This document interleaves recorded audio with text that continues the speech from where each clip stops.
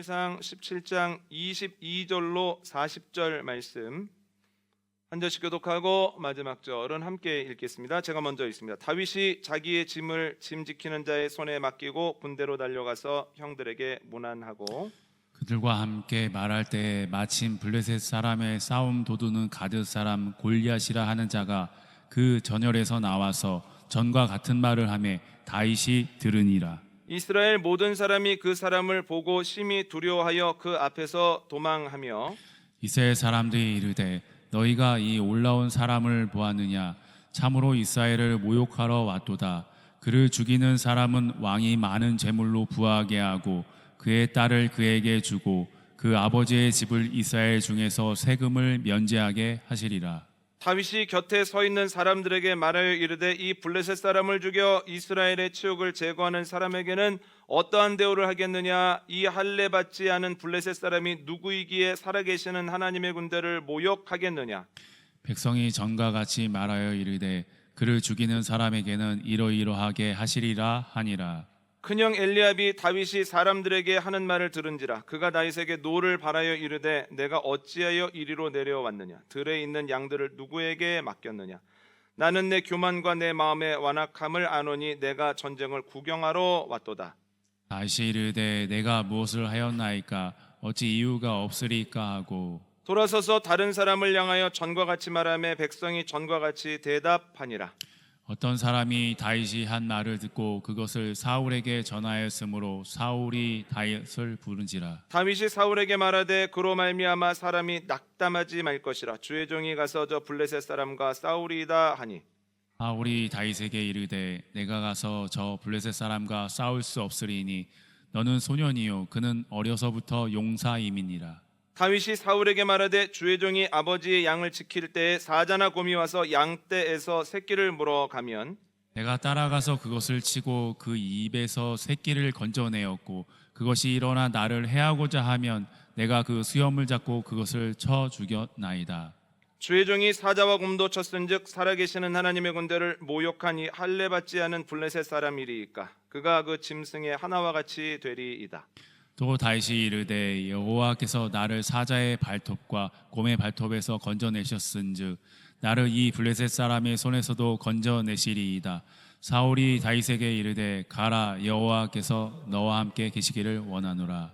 이에 사울이 자기 군복을 다윗에게 입히고 노투구를 그의 머리에 씌우고 또 그에게 갑옷을 입히매 다윗이 칼을 군복 위에 차고는 익숙하지 못함으로 시험적으로 걸어보다가 사울에게 말하되 익숙하지 못하니 이것을 입고 가지 못하겠나이다 하고 곧 벗고 함께 하겠습니다. 손에 막대기를 가지고 시내에서 매끄러운 돌 5을 골라서 자기 목자의 제구 곧 주머니에 넣고 손에 물매를 가지고 블레셋 사람에게로 나아가니라. 아멘.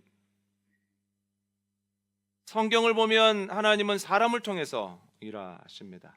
그런데 하나님이 누군가를 쓰실 때에는 분명한 이유가 있다는 거예요. 창세기 6장 한번 읽어볼까요? 창세기 6장 8절과 9절 말씀입니다. 창세기 6장 8절과 9절 말씀 함께 읽습니다. 시작. 그러나 노아는 여호와께 은혜를 입었더라. 이것이 노아의 족본이라. 노아는 의인이요 당대의 완전한 자라. 그는 하나님과 동행하였으며. 아멘. 사람이 땅에 번성하기 시작하면서 온 땅에 죄악이 가득합니다. 그 모습 보시고 하나님이 한탄하시죠. 내가 사람을 괜히 만들었구나. 내가 물로 다 쓸어버려야 되겠다. 그러나 노아는 하나님께 은혜를 입었습니다. 하나님은 노아를 통해서 방주를 만드시고 방주를 통해서 노아와 그의 가족들과 또한 반드시 있어야 되는 피조물들을 남기셨다라고 하는 겁니다. 왜 노아가 은혜를 입었을까요? 저희가 방금 읽은 구절을 보면 노아의 의로움과 완전함 때문입니다. 그런데 여러분, 의로움과 완전함이라고 하는 단어는 해석하기에는 어렵지 않은데 구체적인 신뢰를 들라고 하면 꽤 어려운 경우가 많습니다. 아주 모호한 개념입니다. 예를 들어서 나는 하나님의 뜻대로 할 겁니다. 나는 지금 국민들의 뜻에 따라 가고 있는 겁니다. 라고 하는 말이 정말 그런 것인지 아닌지 구체적으로 어떤 것인지 저희가 말하기가 어려운 것처럼 의로움과 완전함도 그런 개념이라는 거예요. 좋은 말이고 단어적으로는 어렵지 않은데 실제적으로는 구체적으로는 그 뜻을 알기가 쉽지 않습니다. 여러분, 노아에게는 있는데 그 당시 사람들에게 없었던 것이 몇 가지 있는데 두 가지만 얘기하자면, 첫 번째, 노아에게는 들음이 있었습니다. 예수님 말씀하신 것처럼 노아 시대 사람들은 방주가 완성되고 홍수가 시작되기 직전까지도 하나님의 음성과 무관한 삶을 살았습니다. 먹고 마시고 떠들고 시집가고 장가 들었습니다. 그런데 노아는 동일한 삶을 살아가면서도 하나님의 음성에 귀를 기울이고 하나님의 음성을 들었다라고 하는 겁니다. 두 번째, 노아에게는 믿음이 있었다는 거예요. 하나님께서 노아에게 만들려고 하는 방주의 크기는 어마어마합니다. 길이가 대략 135m, 너비가 22.5m, 높이가 13.5m 정도 됩니다. 노아와 그의 가족들이 경험이 없는 상태에서 만들어내기에는 거의 불가능에 가깝다는 거죠. 그럼에도 불구하고 노아와 그의 가족들이 방주 제작을 시작합니다. 그 이유가 무엇일까요? 홍수가 반드시 있을 거다, 하나님이 그렇게 말씀하셨기 때문에 라는 믿음이 있었기 때문이에요. 홍수가 있겠어?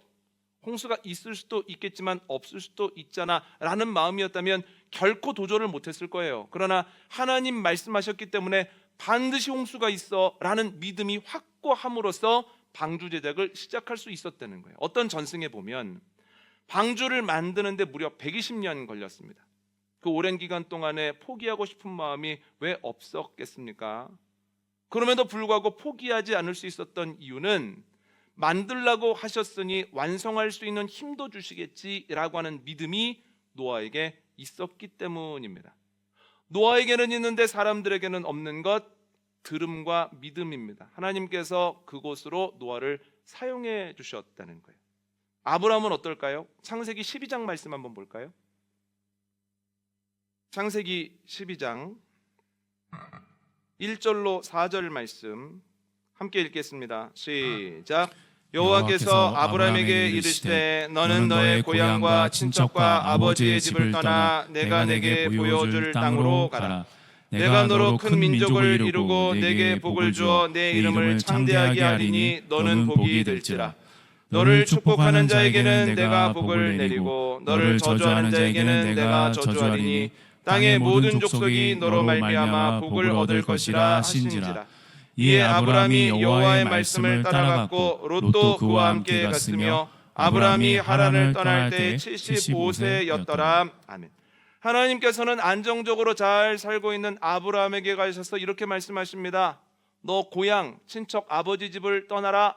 내가 너에게 복을 줄 것이다. 내가 너를 창대하게 할 것이다. 너는 복이 될 거다. 너로 말미암아 사람들이 복받게 될 것이다. 이 이야기를 듣고 아브라함이 75세 때에 하란 땅을 떠났다는 거예요.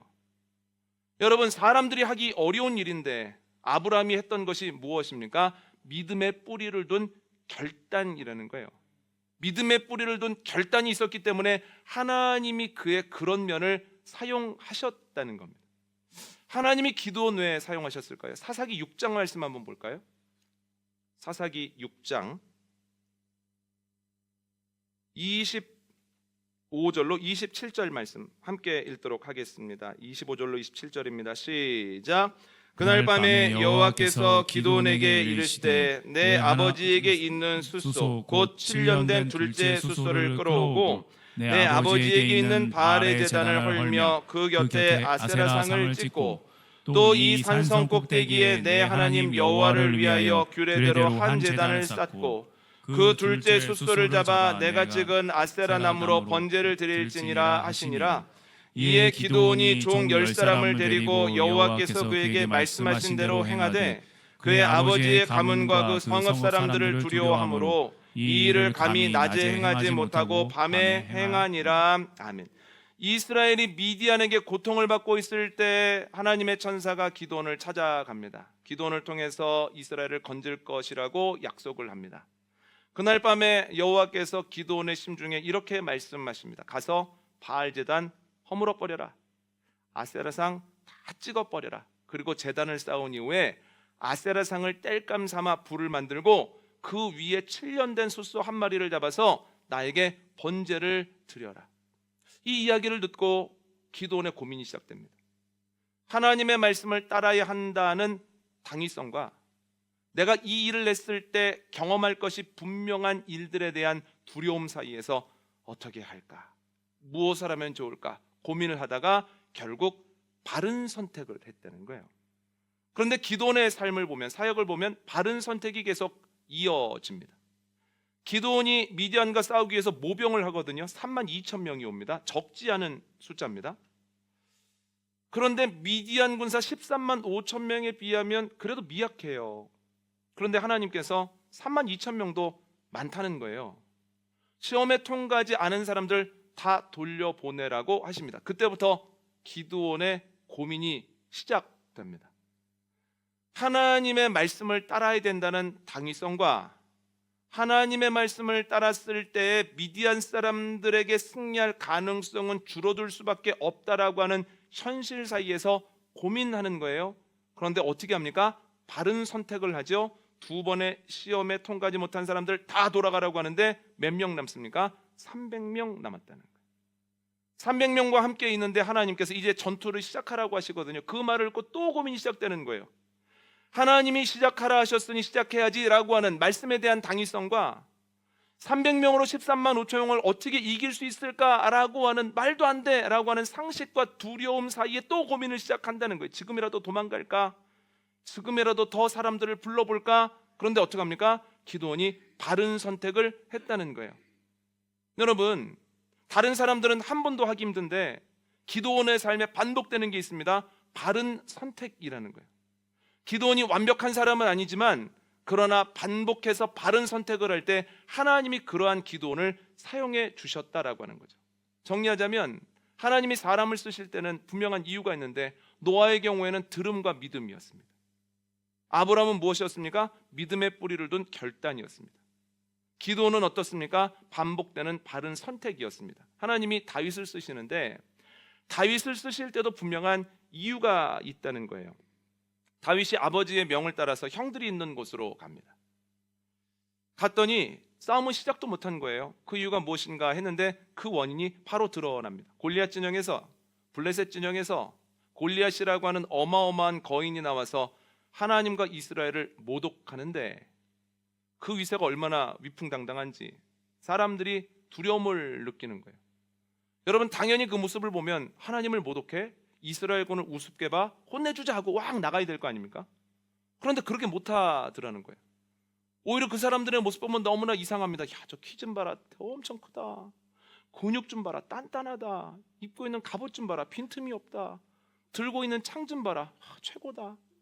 야, 갑옷 앞에 방패 들고 있는 사람 봐라, 우리가 저 사람도 못 이기겠다. 이러면서 슬슬 뒤로 물르더라는 거예요. 그러면서 뭐라고 얘기를 하냐면 골리앗을 쓰러뜨리는 사람에게 왕이 큰 상을 내린다고 했다. 물질적으로도 넉넉하게 해주고 또한 자기 사위로 삼고 그 가문의 세금을 면제해 준다고 했는데 누가 가서 싸울 사람 없나 하면서 마치 내일이 아닌 것처럼 별 상관이 없는 것처럼 지금까지 40일 동안 그랬기 때문에 지금은 이게 별일 아닌 거야 라는 식으로 반응을 하는 거예요.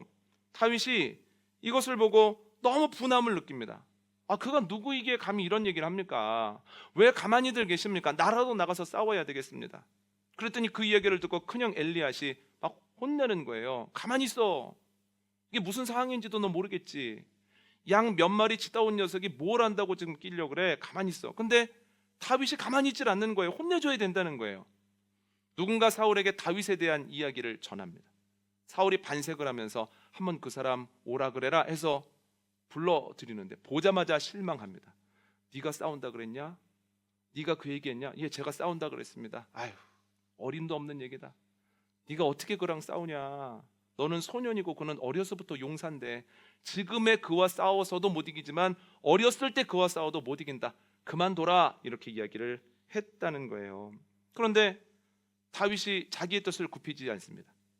결국 시냇가에 가서 자기 손에 잘 맞는 돌 5개를 주워서 주머니에 넣고 싸움터로 나가는 장면이 오늘 본문의 내용이라는 거예요. 사람들에게는 없는데 다윗에게는 있는 것이 오늘 본문에 나옵니다. 여러 가지가 있는데 2가지만 말씀을 드리면, 첫 번째는 다윗에게는 하나님에 대한 사랑이 있다는 거예요. 예전에 가정사역 프로그램을 하면서 부부 대화법이라고 하는 과목의 한 강사를 모셨는데 한 강사가 이런 얘기를 하시는 거예요.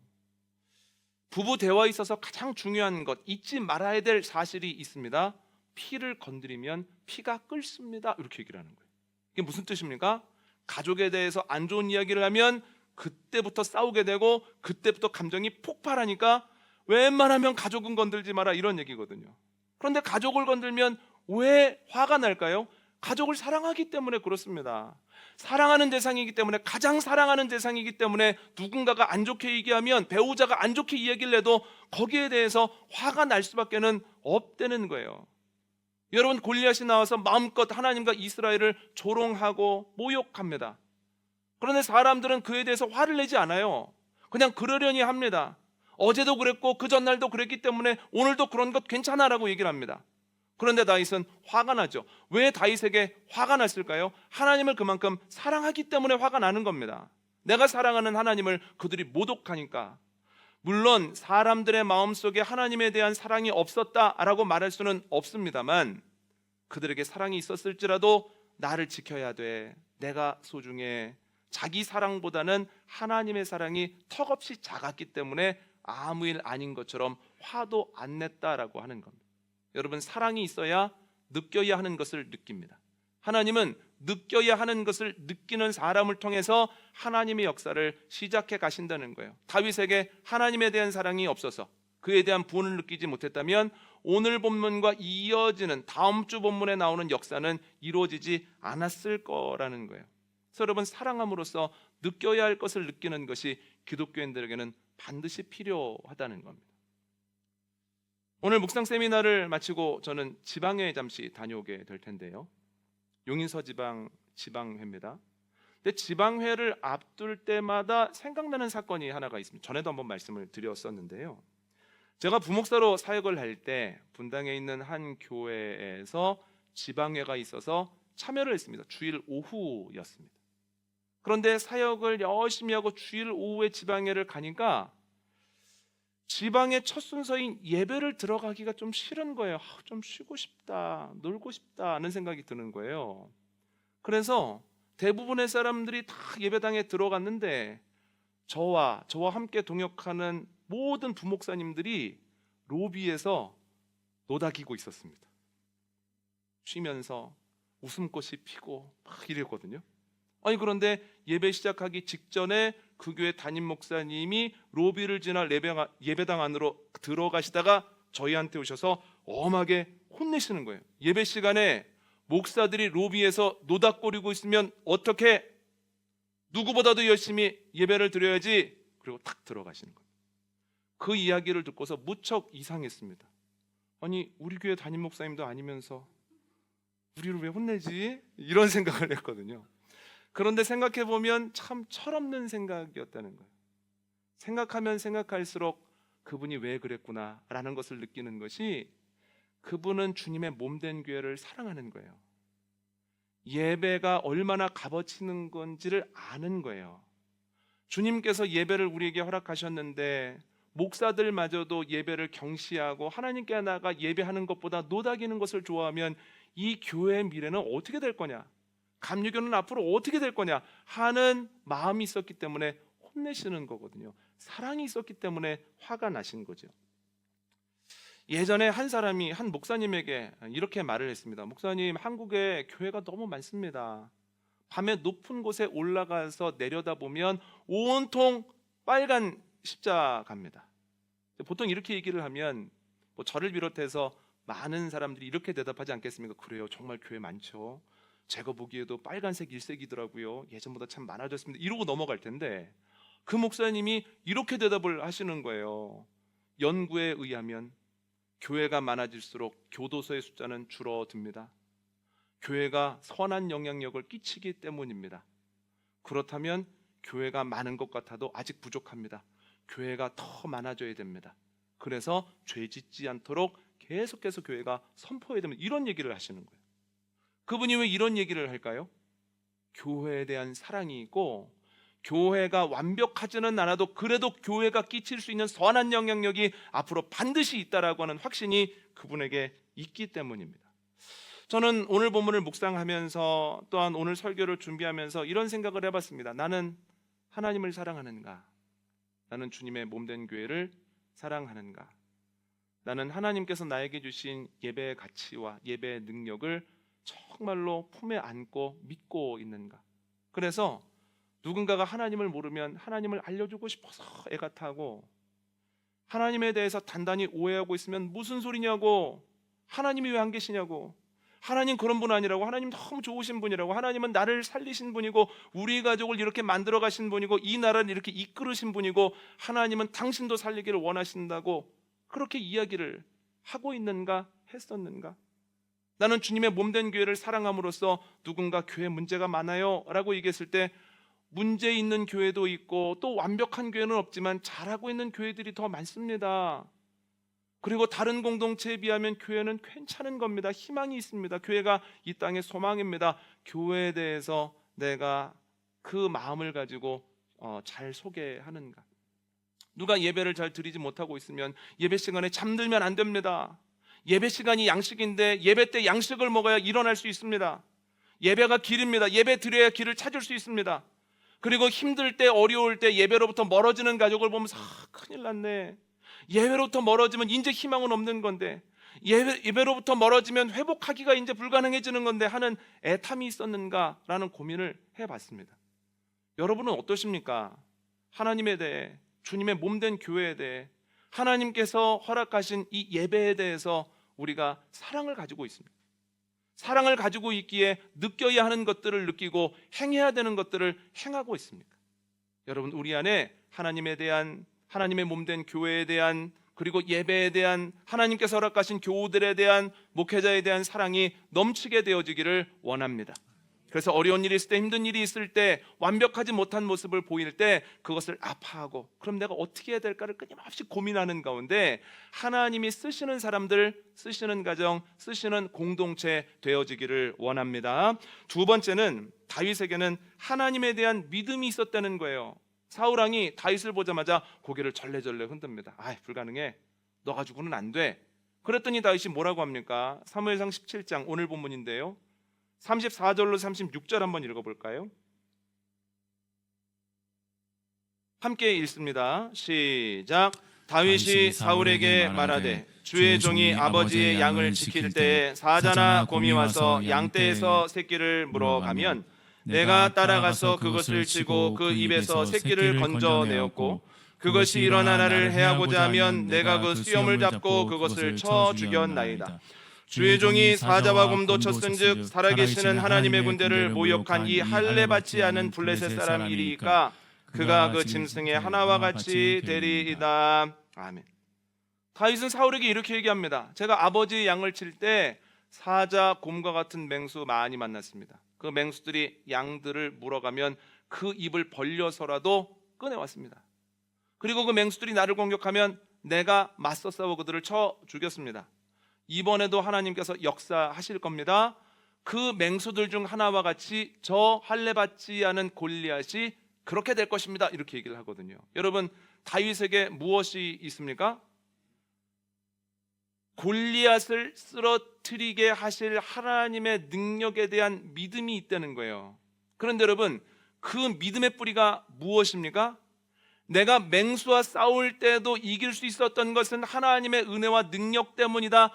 과거에 경험했던 것이 내 실력이나 능력이 아니라 하나님의 은혜였다라고 하는 것에 대한 확신과 믿음에서 지금도 함께 하시고 앞으로도 이기게 하실 하나님에 대한 믿음이 자라났다는 거예요. 만약 그래 내가 열심히 노력해서 물맷돌을 잘 던져서 사자도 물리치고 곰도 물리쳤지 라고 했다면 계속 고민했을 거예요.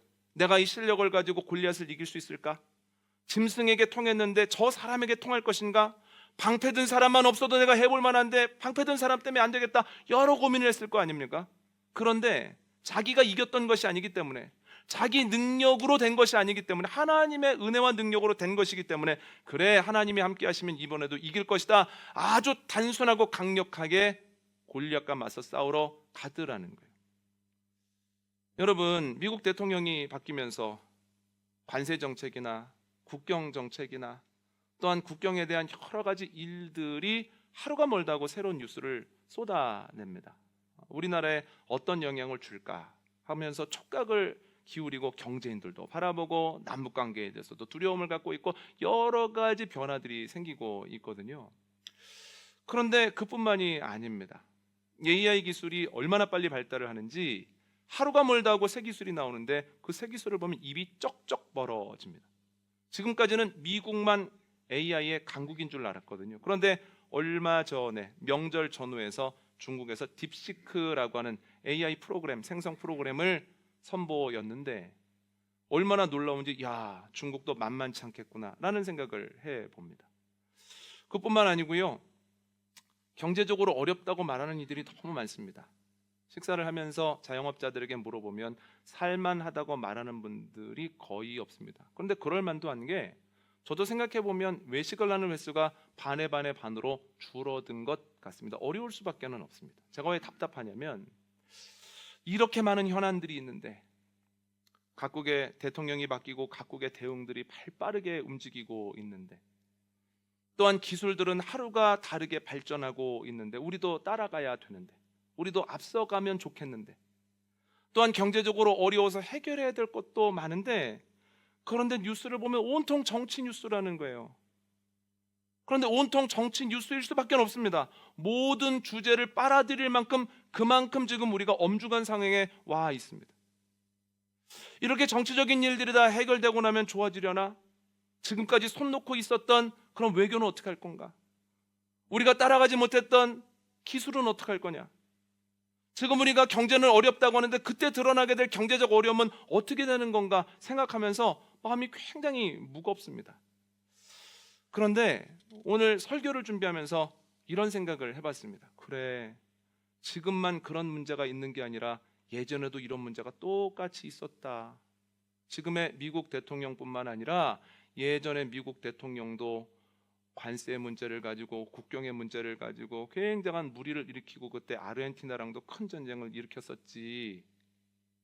또한 그때도 경제적인 어려움들 내 쪽 외쪽으로 있었다. 내 쪽으로는 굉장히 어려웠고 외쪽으로는 석유 파동도 났었지.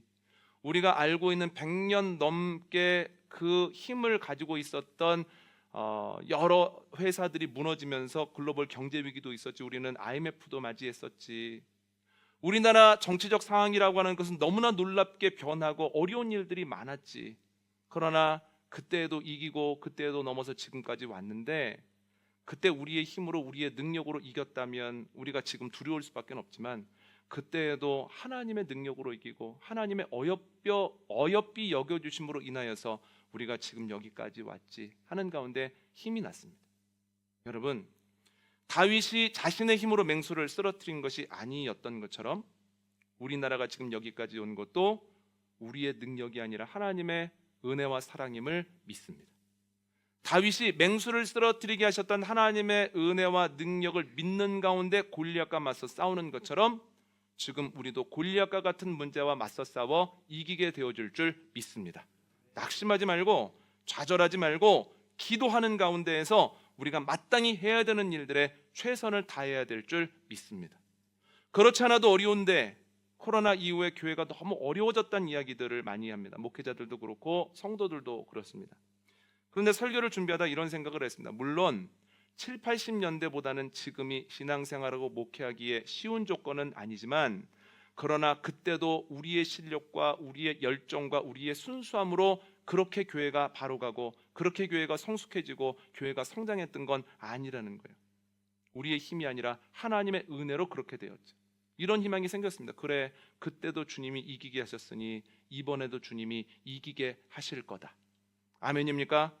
그러면 우리는 해야 되는 기도하고 해야 되는 말씀 읽고 또한 주님을 꽉 붙잡을 때 주님께서 지금의 문제가 간증되게 하시고 지금의 위기가 역사되게 하실 줄 믿습니다. 여러분, 사랑만 가지고는 주님의 일을 감당하지 못합니다. 사랑을 가지고 있으면 느껴야 될 것을 느낍니다. 그 이후에 필요한 것 믿음입니다. 믿음이 있어야 행해야 하는 것을 행하게 됩니다. 사랑을 가지고 있을 때 느껴야 되는 것을 느끼고 믿음을 가지고 있을 때 행해야 되는 것을 행함으로 인하여서 하나님의 쓰임을 받는 저와 여러분 여러분의 가정 생명문교회, 더 나아가 한국교회 되어지기를 원합니다. 오늘 말씀 정리합니다. 하나님이 누군가를 쓰실 때에는 분명한 이유가 있습니다. 다윗을 쓰신 이유는 두 가지입니다. 첫 번째는 그에게 사랑이 있었기 때문입니다. 사랑이 있었을 때 마땅한 부분을 느끼고 또 하나님의 역사가 시작됐다는 거예요. 두 번째는 다윗이 하나님에 대한 믿음을 가지고 있었기 때문입니다. 믿음이 있어야만 행해야 할 것을 행하게 됩니다. 우리도 주에 대한 사랑과 믿음 가지고 나아갈 때 우리를 통해서 일하시는 하나님의 놀라운 역사를 경험키를 원합니다.